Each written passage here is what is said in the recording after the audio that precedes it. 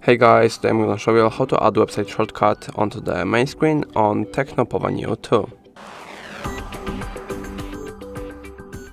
Firstly, let's go to our browser and search up the website that would like to add the shortcut to our home screen. Now, while you're on the website, tap on the three dots in the bottom corner and then tap on Add to Home Screen. You can select the name for it. I'm just going to shorten it.